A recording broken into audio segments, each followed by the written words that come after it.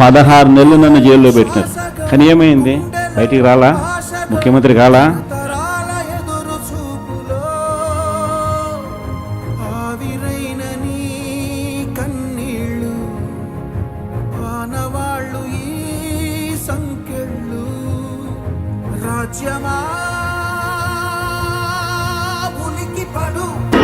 YS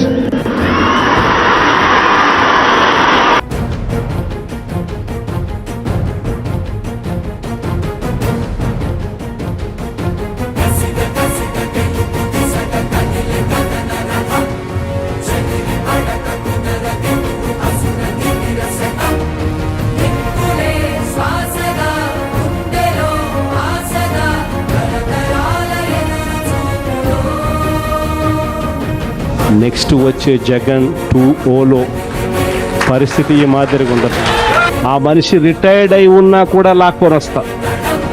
ఆ మనిషి దేశం విడిచిపెట్టిపోయినా లాక్కొని వస్తా.